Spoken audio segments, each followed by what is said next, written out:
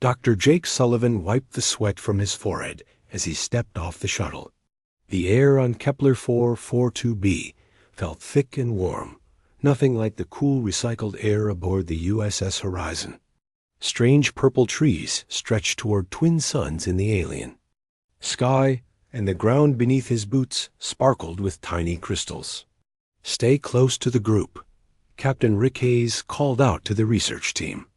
"We're guests here, and the Zephyrians take their sacred sites very seriously." Jake nodded and adjusted his pack. Inside were his tools, brushes, scanners, and sample containers. He had dreamed of this moment for years. First contact with an alien species was one thing, but being invited to study their ancient ruins was something else entirely. Dr. Lisa Martinez walked beside him, her eyes wide with wonder. "Can you believe we're actually here?" she whispered. "Real alien archaeology. Not just old human settlements, but something completely different." The Zephyrian guide moved ahead of them with graceful steps. Her name was something Jake could not pronounce, so she told them to call her Crystal. Her skin looked like living diamond, catching the light and throwing rainbows across the path. When she spoke, her voice sounded like wind chimes. "The Temple of Eternal Bonds is very old," Crystal explained as they walked. "It was built by our ancestors over 2,000 years ago. Many secrets lie within its walls." Ambassador Karen Blake walked near the front of the group, talking quietly with another Zephyrian. Jake knew she was nervous about this whole mission. One wrong move could ruin relations between humans and Zephyrians forever. The temple appeared through the trees like something from a dream. Tall spires of white stone twisted toward the sky, covered in symbols that seemed to glow with their own light. Jake felt his heart race with excitement. This was why he became an archaeologist. "Remember," Crystal said as they approached the entrance, "do not touch anything without permission.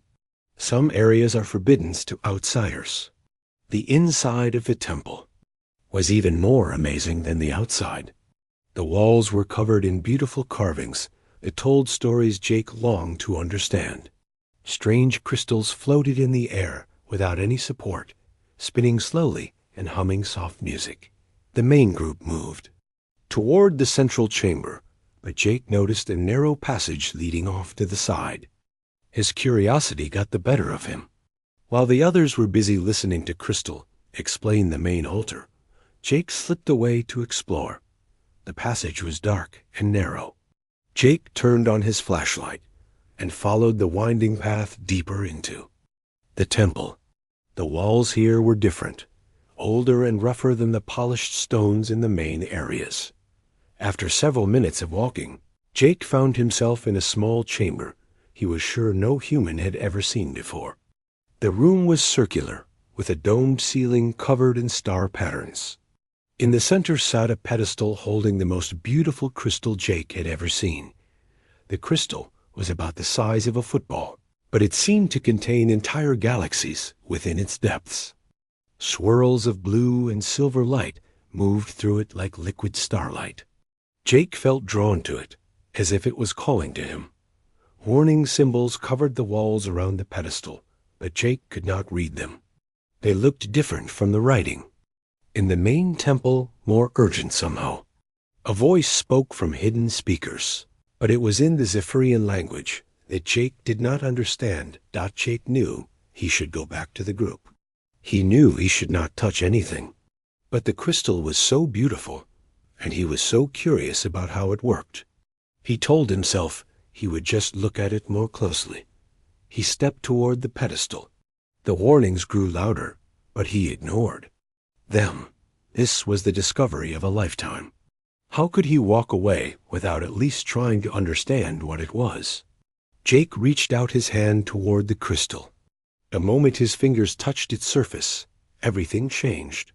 Light exploded through the chamber, so bright Jake had to close his eyes. The crystal felt warm under his hand, then hot, then cold as ice. Energy flowed up his arm and into his mind, carrying with it feelings and memories that were not his own. Images flashed through his thoughts. Alien faces, strange ceremonies, emotions so powerful they made him gasp. He tried to pull his hand away, but he could not move.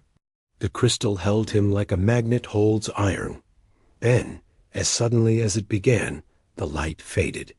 Jake stumbled backward, his hand finally free. The crystal still glowed, but softer now, pulsing like a heartbeat. Jake felt different somehow, as if something new had awakened in his mind. Miles away, in the capital city of the Zephyrians, High Priestess Zyrathel was deep in meditation when the bond struck her like lightning. For 300 years she had lived alone with her thoughts, carrying the memories of dozens of priestesses who came before her. Now, suddenly, there was someone else in her mind. The feelings were strange and alien. Curiosity mixed with guilt, wonder mixed with fear. These were not Zephyrian emotions. They felt younger, more direct, less filtered by centuries of tradition. They felt human. Zyrathel opened her eyes, her meditation broken forever. The soul stone of Velth had been activated after 1,000 years of silence. Someone had touched the Forbidden's relic, and now their mind was connected to hers, whether they wanted it or not. She rose from her meditation chamber, her crystal skin flashing with anger and confusion. No outsider had ever been allowed near the soul stone. It was too dangerous, too powerful. Yet somehow, one of the humans had found it and awakened the ancient bond. Back in the temple, Jake heard voices calling his name. The main group had noticed. He was missing. He looked once more at the glowing crystal, then hurried back through the narrow passage. His mind buzzed with new sensations he could not understand. "There you are," Lisa said when he rejoined the group. "Where did you go?" "You?" "Look pale." "I just got a little lost," Jake said, but even as he spoke, he felt something stirring in the back of his mind. A presence that was not his own, growing stronger by the minute. Crystal looked at him strangely, her diamond features reflecting concern. "You feel different," she said softly. "What did you touch?" Before Jake could answer, alarms began sounding throughout the temple. The floating crystals flashed red, and the peaceful humming turned into urgent warnings. "We need to leave," Crystal sighed, her voice tight with worry. "Something has awakened that should have stayed sleeping." As they hurried toward the temple entrance, Jake felt the presence in his mind growing stronger. Soon he would discover that his curious touch had changed. Everything not just for him, but for both their species. Jake could not sleep. 3 days had passed since they returned from the temple, but his mind would not rest. Strange dreams filled his sleep, memories of places he had never been, faces he had never seen. Sometimes he woke up speaking words. In a language he did not know. The human diplomatic team was staying in a beautiful building in the Zephyrian capital. The walls were made of the same crystal material as the Zephyrian people, and they glowed softly at night. But Jake found no comfort in the beauty around him. "You need to see a doctor," Lisa said over breakfast. She had been watching him with growing concern. "You haven't been yourself since the temple." "I'm fine," Jake insisted, but even as he spoke, he felt something stirring in his mind. It was like having another person's thoughts mixed in with his own. Sometimes he knew things he should not know, felt emotions that were not his. Ambassador Blake looked tired. The past 3 days had been filled with meetings as she tried to smooth over the diplomatic problems caused by the temple incident. "The Zephyrians are asking a lot of questions," she said. "They want to know exactly what happened in that temple." Captain Hayes frowned as he read reports on his tablet. "Maybe we should cut this mission short. Something went wrong, and I don't like the way the locals are acting. They seem scared." Before anyone could answer, the building's entrance chimed. Through the crystal walls, Jake could see several Zephyrian figures approaching. One of them was much taller than the others, and her crystal skin sparkled with colors Jake had never seen before. High Priestess Zyrathel requests an audience, Crystal announced as she entered the room. Her usual calm voice sounded nervous. She insists on speaking with Dr. Sullivan immediately. Jake felt his heart start racing, though he was not sure. Why? The name Zyrathel seemed familiar, like something from a half-remembered dream. The presence in his mind stirred, suddenly much stronger. What does she want? Blake asked. She did not say. But High Priestess Zyrathel has not left her meditation chambers in over 50 years. For her to come here in person. Crystal's voice trailed off. The High Priestess entered the room like a force of nature. She was tall and graceful, her crystal skin shifting through shades of blue and silver. Her eyes were the color of deep ocean water, ancient and knowing. When she looked at Jake, he felt as if she could see directly into his soul. "You," she said, pointing directly at Jake. Her voice was beautiful, but cold as winter wind. "You are the one who dares disturb the ancient ways." Jake stood on shaking legs. The moment he looked into her eyes, the presence in his mind exploded into full awareness. He could feel her emotions, anger, confusion, and underneath it all, a loneliness so deep it made his chest ache. "I didn't mean to cause any trouble," Jake said. "I was just curious about the crystal." "Curious?" Zyrathel's skin flashed bright red. "You touched the soul stone of Velth. Do you have any idea what you have done?" Ambassador Blake stepped forward, trying to keep the peace. High Priestess, Dr. Sullivan meant no disrespect. "If there was some damage to your relic, I'm sure we can work out proper compensation." Zyrathel turned to look at Blake, and Jake felt a wave of impatience flow through the mental connection. "Compensation?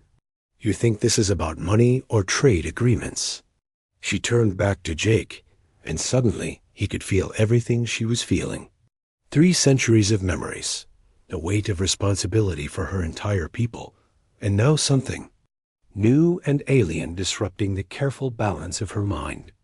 "The Soul Stone creates bonds that cannot be broken," Zyrathel said. "For 1,000 years, it has remained dormant, because no one was foolish enough to touch it. Now this human has awakened something that should have stayed sleeping." "What kind of bond?" Lisa asked, her scientific curiosity overcoming her fear. Jake already knew the answer. He could feel it in his mind, growing stronger every moment. "Our minds are connected," he said quietly. "I can feel what she feels, and she can feel what I feel." "This is impossible," Captain Hayes said. "Humans don't have telepathic abilities." "The bond does not require telepathy from both parties," Zyrathel explained. "The Soul Stone reaches into the deepest parts of the mind and creates connections that bypass normal limitations. What the human lacks in psychic ability, the stone compensates for." Ambassador Blake looked worried. "Can this bond be broken?" Zyrathel was quiet for a long moment. Through their connection, Jake felt her searching through ancient memories, looking for answers in the experiences of priestesses who came before her. "The old writings speak of ways to break the bond," she said finally, "but they require rituals that have been lost for centuries, and they are dangerous. The last time someone tried to break a soul bond by force, both parties died. There has to be something we can do," Blake insisted. "There is one immediate problem," Zyrathel said. "The bond grows stronger with proximity and weaker with distance. If we are separated by more than a few miles, both of us will experience great pain.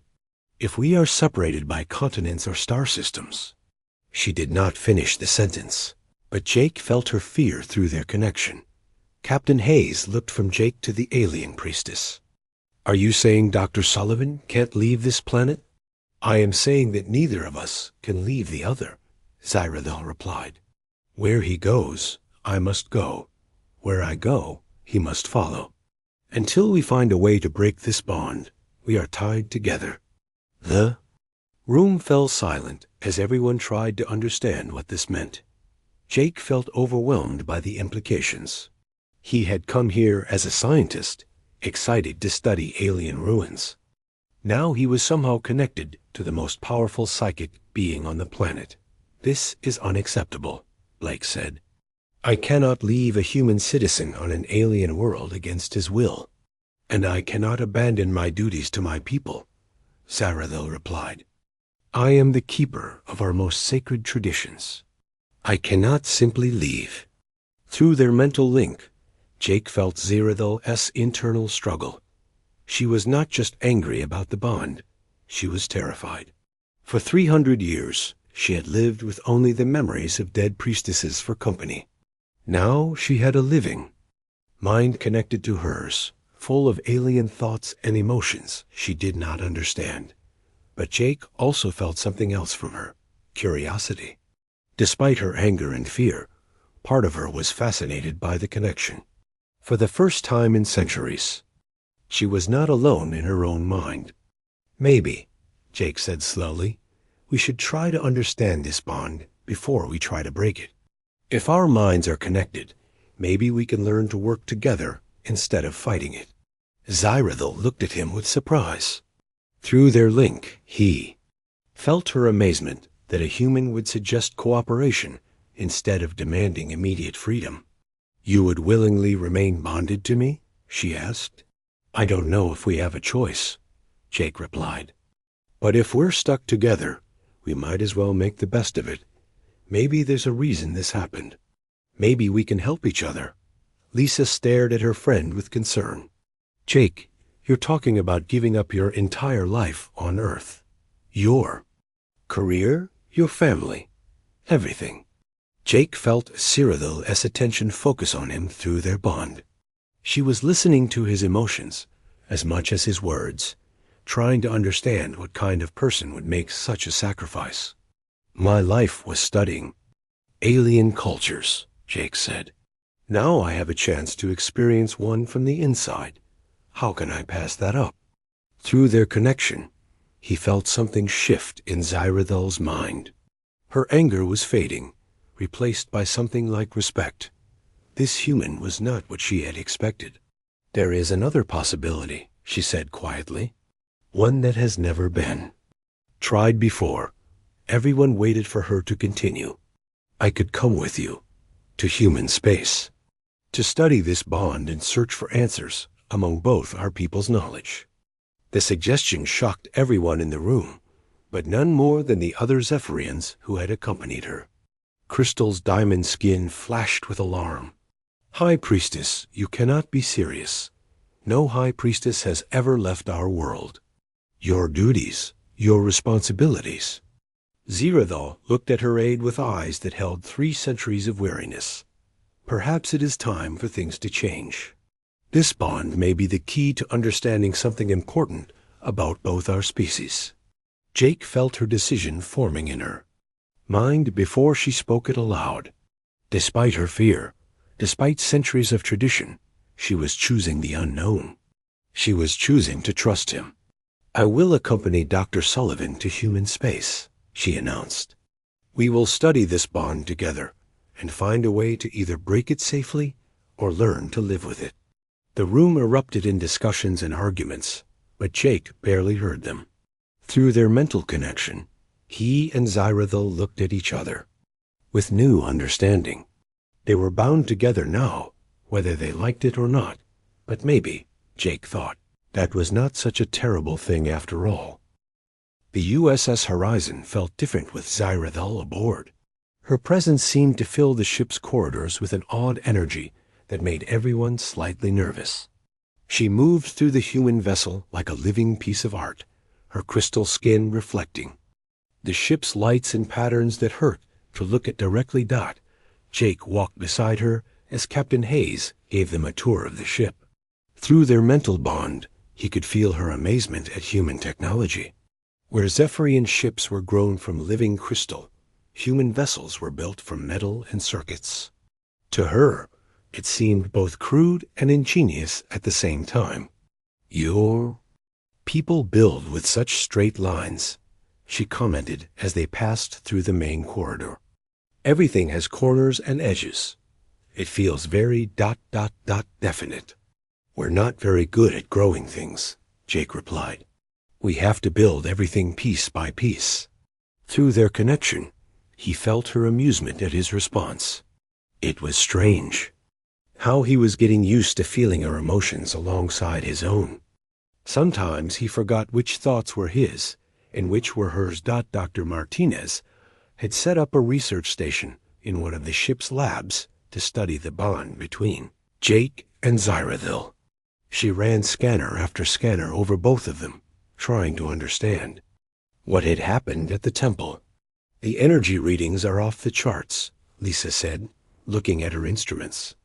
There's some kind of field connecting you two that I've never seen before. It's like your brain patterns are synchronized.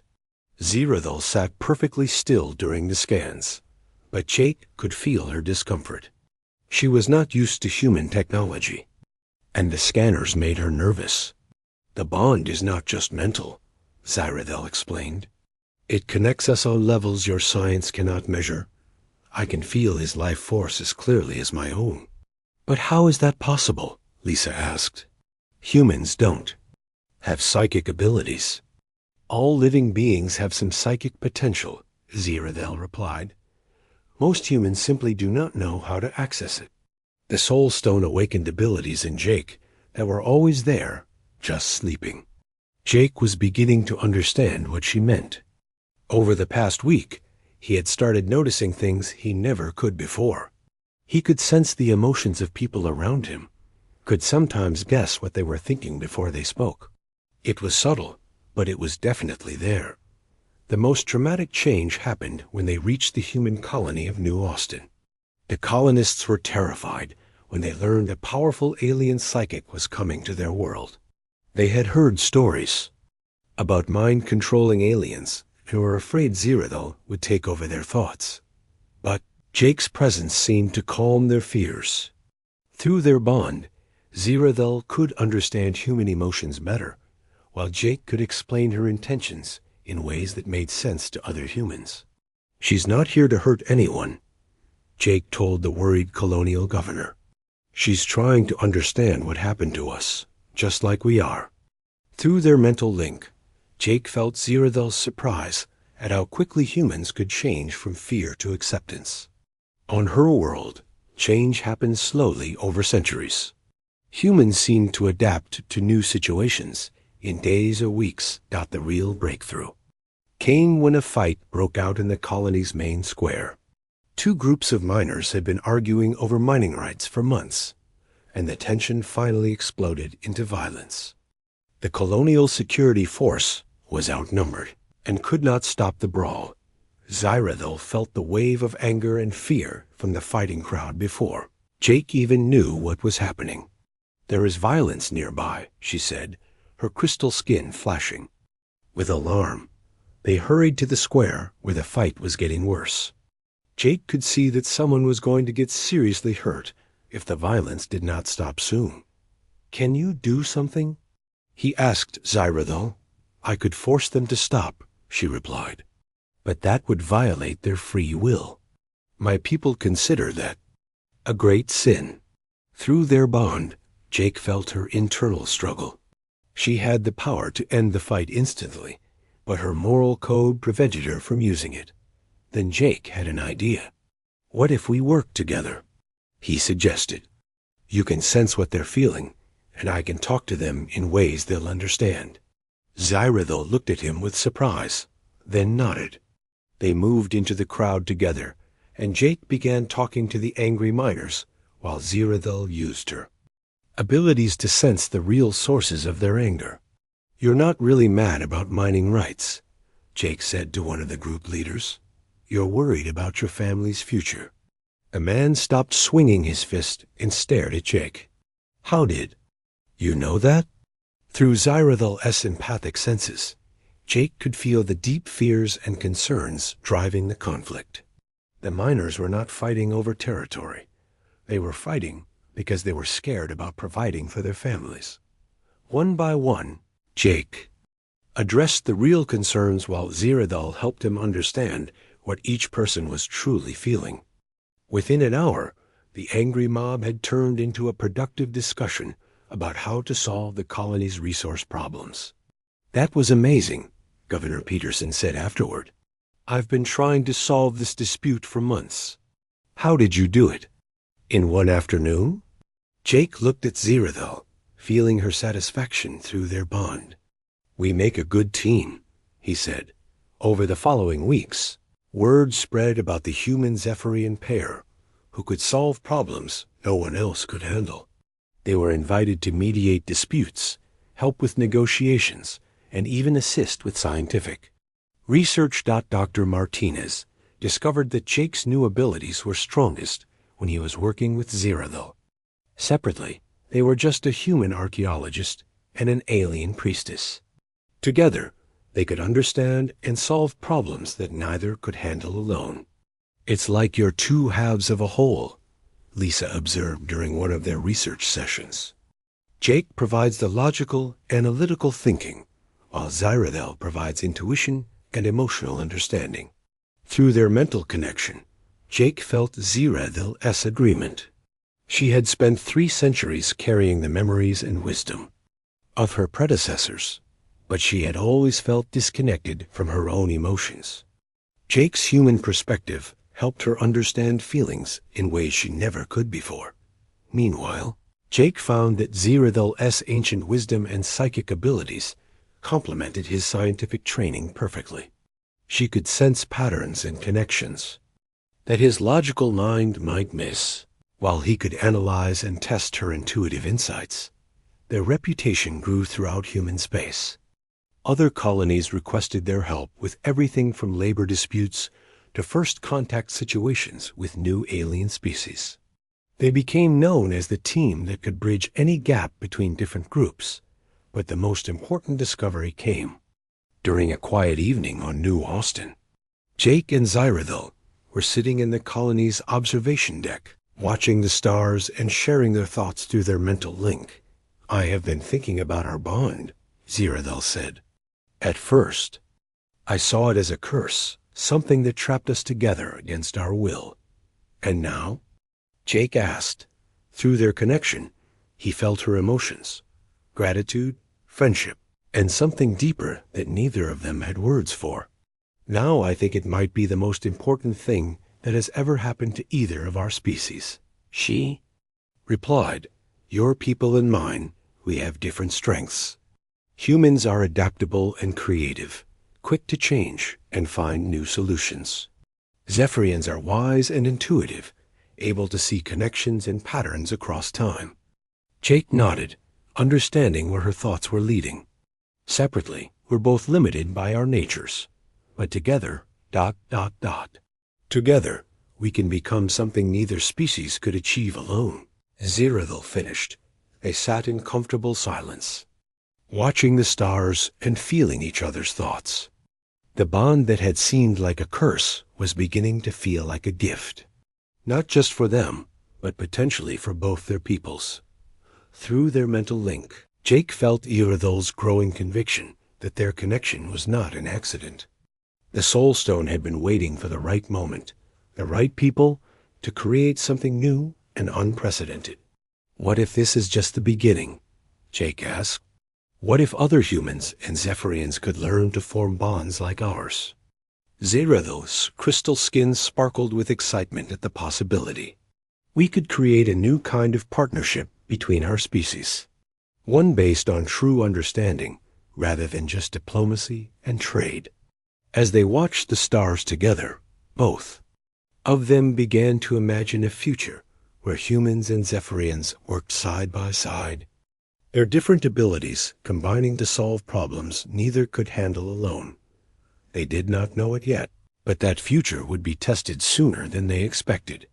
Somewhere in the darkness between the stars, an ancient enemy was stirring, and their new bond would soon become the key to survival for both their species.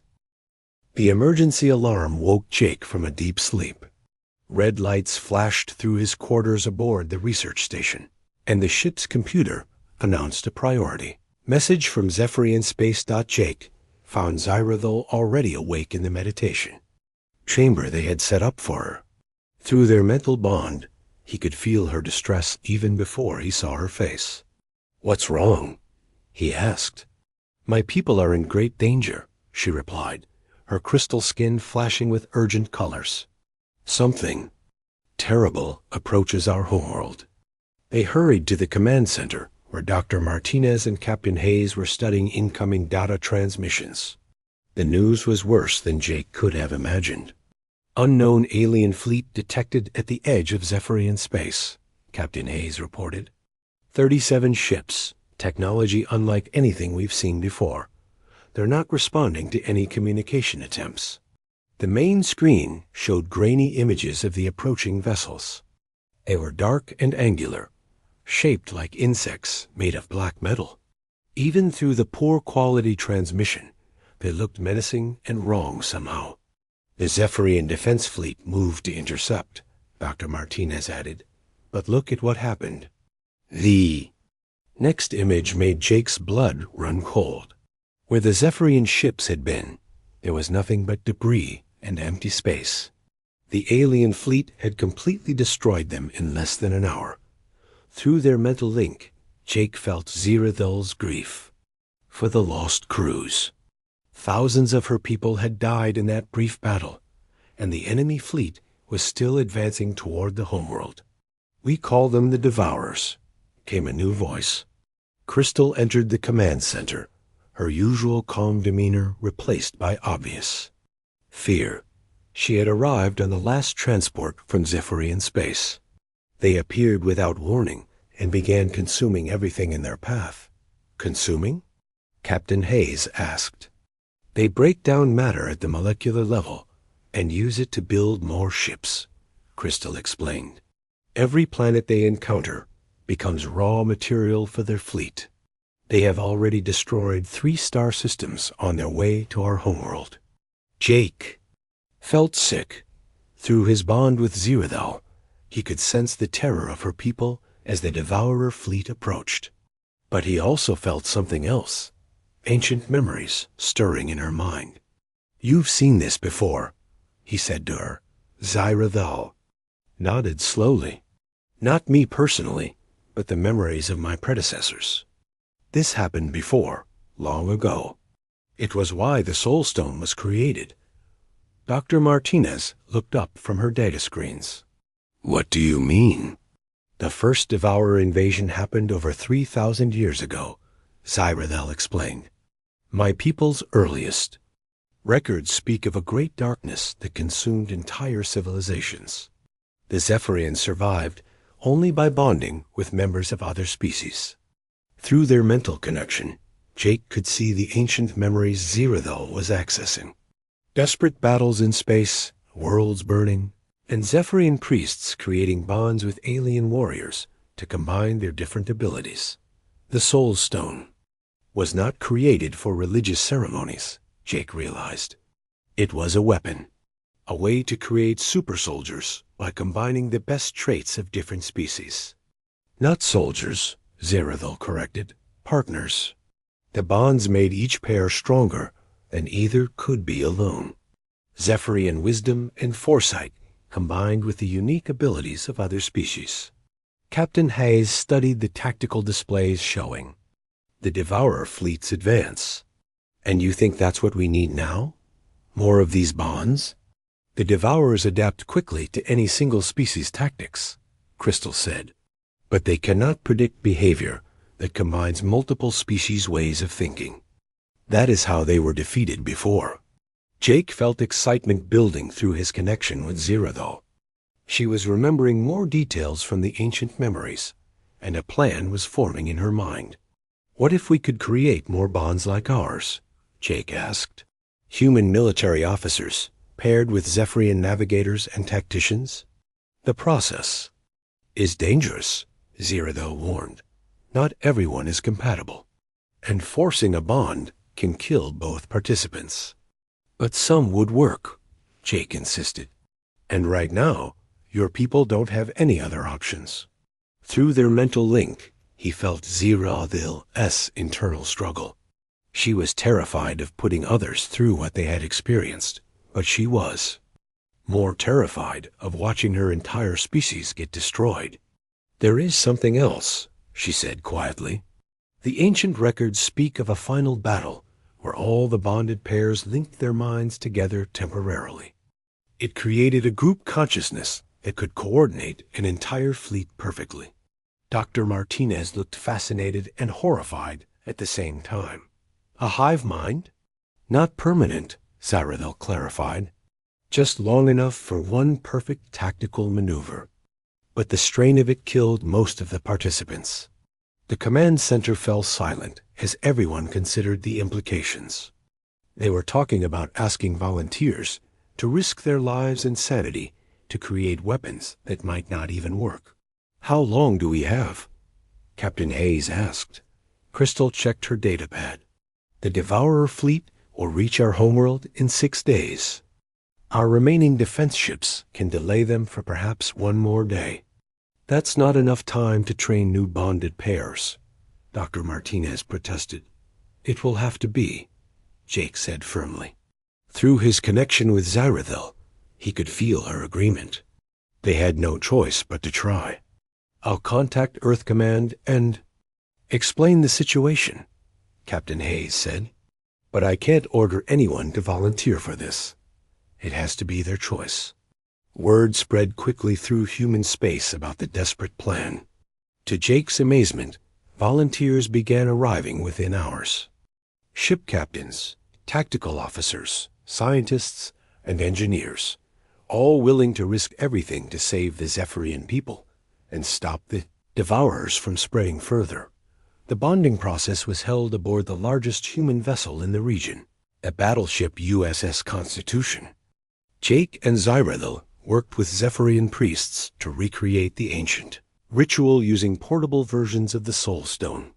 The first attempt was a disaster. Commander Sarah Blake tried to bond with a young Zephyrian navigator, but their minds rejected each other violently. Both collapsed in agony, and it took hours for the medical teams to stabilize them. "Maybe this won't work," Dr. Martinez said after the failed attempt, but Jake felt Zaradel's determination through their bond. "We have to keep trying. Each failure teaches us more about the process." The second attempt worked perfectly. Captain Rick Hayes bonded successfully with Zethral, an experienced Zephyrian fleet commander. The moment their minds connected, Jake could see the change in both of them.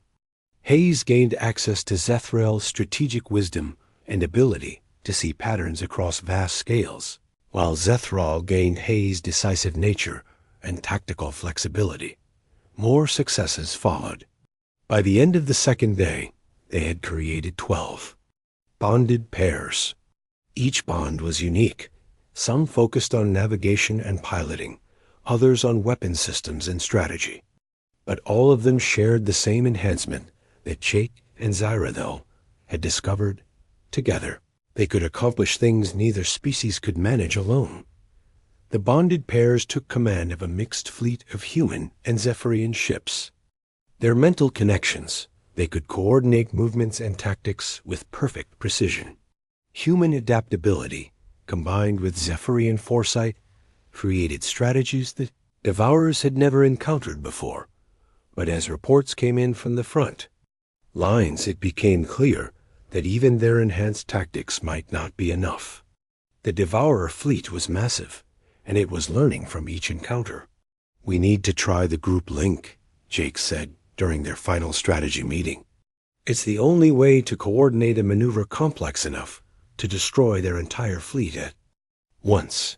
Through their mental bond, he felt Zaradel's fear. The ancient memories warned that the group consciousness was incredibly dangerous. Most of the bonded pairs who had attempted it 3,000 years ago had died from the mental strain. "Are you sure about this?" she asked him privately through their connection.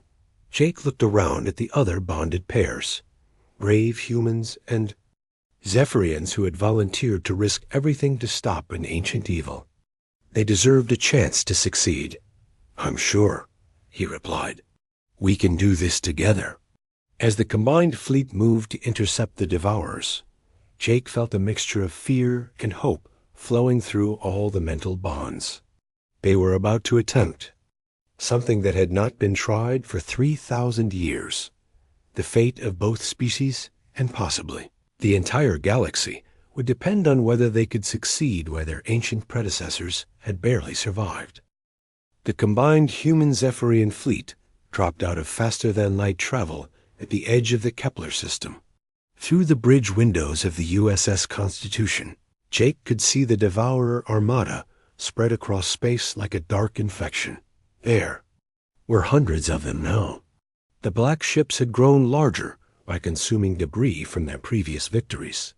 Some were the size of small moons, bristling with weapons that pulsed with malevolent energy.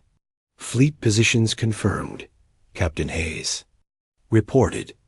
His mental bond with Zethral allowed him to coordinate with Zephyrian ships as easily as human ones. All bonded pairs report ready. Jake stood beside Zirathel on the bridge, their hands clasped together. Through their mental connection, he could feel the other bonded pairs scattered throughout the fleet. 12 human-Zephyrian partnerships, each one a perfect fusion of different abilities and perspectives.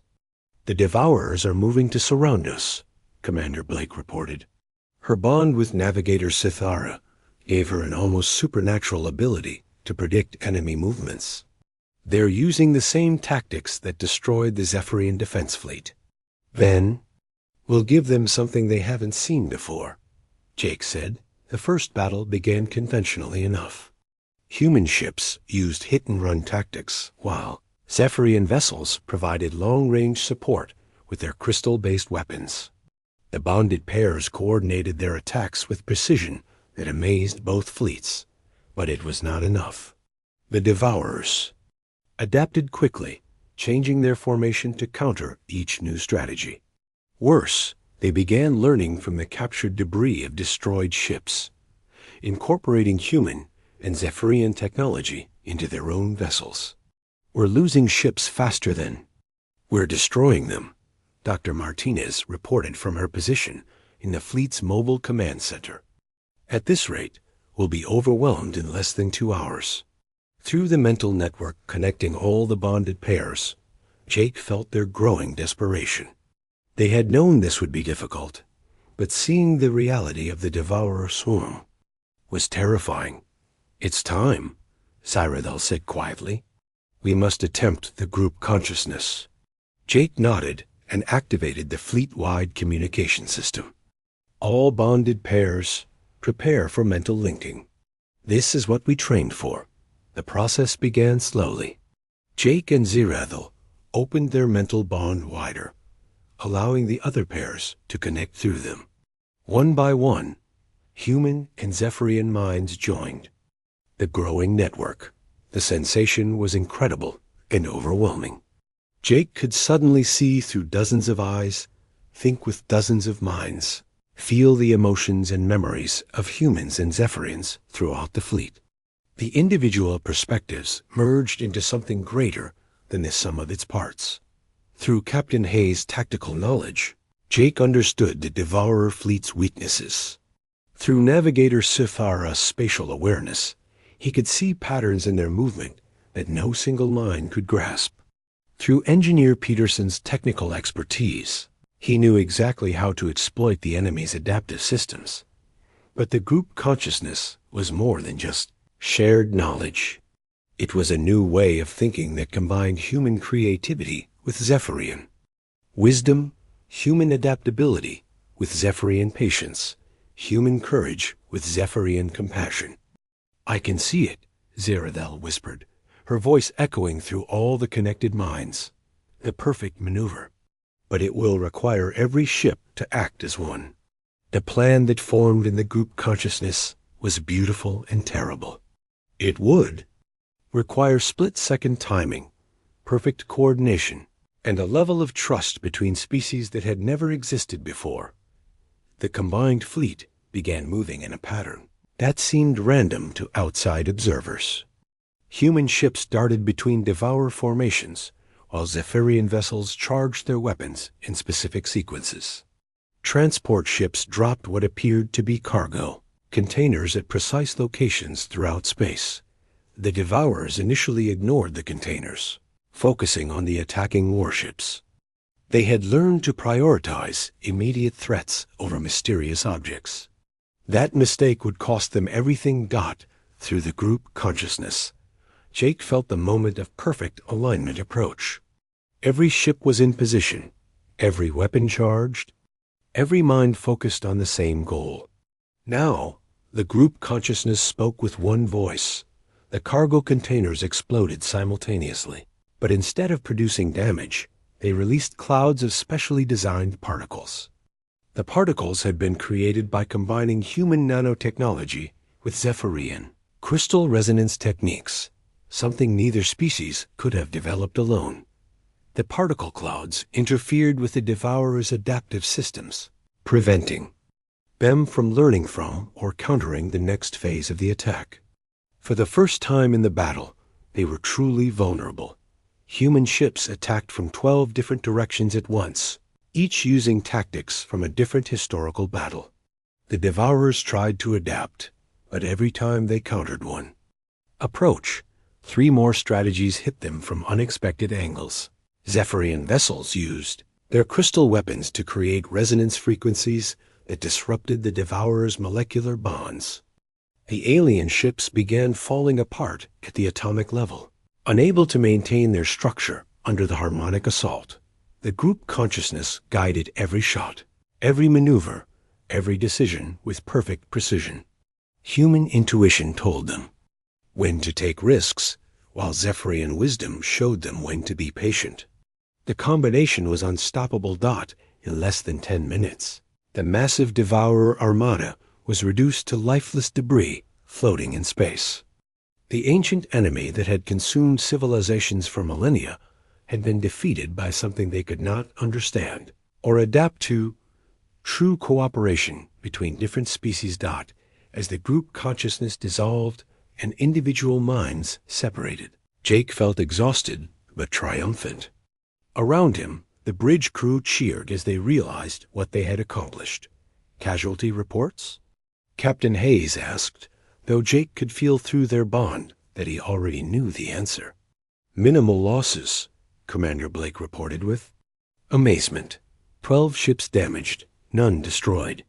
All bonded pairs survived the mental linking. Through his connection with Zerathil, Jake felt the joy and relief flowing through Zephyrian space. The homeworld was safe, the Devourer threat was ended, and something unprecedented had been born from the crisis. Word of the victory spread quickly throughout the galaxy. Other alien species, many of whom had been too afraid to fight the Devourers, alone began reaching out to both humans and Zephyrians. They wanted to learn about the bonding process, to understand how such perfect cooperation was possible.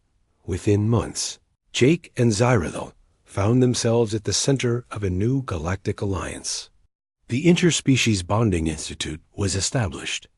On a neutral world, where compatible beings from different species could learn to form the same kind of mental partnerships. Not every attempt was successful. The bonding process was still dangerous and unpredictable, but enough work to prove that the concept could revolutionize galactic civilization. "We've created something amazing," Jake said as he and Zerathil watched the first graduation ceremony for mixed species bonded pairs. Representatives from 17 different worlds had come to witness the event. Through their mental connection, he felt Zerathil's satisfaction and hope for the future. The ancient records speak of this as the Great Joining, she replied, a time when all species would learn to work together as one. The ceremony included humans bonded with crystalline Zephyrians, gas giant dwellers paired with silicon-based rock creatures, energy beings linked with organic life forms, and dozens of other unprecedented combinations. Each pair brought their species' unique strengths to create partnerships that were stronger than either could be alone. Ambassador Blake, now serving as the Institute's first director, addressed the assembled crowd. "Today we celebrate not just the bonds between individuals, but the bonds between entire civilizations. The Devour War taught us that our differences are not weaknesses to overcome, but strengths to combine. Jake felt a deep sense of satisfaction as he watched young humans and aliens beginning their training together. What had started as his curiosity about an ancient relic had become the foundation for a new age of galactic cooperation. Do you ever regret touching the Soul Stone? Zerothil asked him through their private mental connection. Jake considered the question seriously. His life had changed completely from that moment in the temple. He could never go back to being just a human archaeologist, studying alien ruins from the outside. But through their bond, he had experienced wonders beyond imagination. He had felt the deep wisdom of an ancient species, participated in the salvation of entire worlds, and helped create something that would benefit the galaxy for generations to come. No, he replied, squeezing her crystalline hand. I think it was the best mistake I ever made. Through their mental link, he felt her laughter, a sound like crystal chimes in a gentle breeze. Around them, the new bonded pairs began their first training exercises, learning to merge their different perspectives into something greater than either species could achieve alone. The galaxy was entering a new age, one built on cooperation rather than competition, understanding rather than conquest. And at the heart of it all was a simple truth that humans had always known, but never fully understood until now, that the bonds we form with others, no matter how different they might be, are what make us truly strong. The Soul Stone of Velth still glowed in its temple on the Zephyrian homeworld, waiting for the next curious soul, brave enough to touch the forbiddens and discover what wonders lay beyond the boundaries of their own species. But now it was no longer forbiddens. It was a bridge between worlds, a tool for creating the partnerships that would carry galactic civilization into a brighter future. Jake and Zerothil stood together, watching the sunset through the institutes. Crystal windows, their minds linked in perfect harmony. Two souls from different worlds who had found in each other exactly what the galaxy needed. Proof that any barrier could be crossed with enough curiosity, courage, and willingness to reach out to the unknown.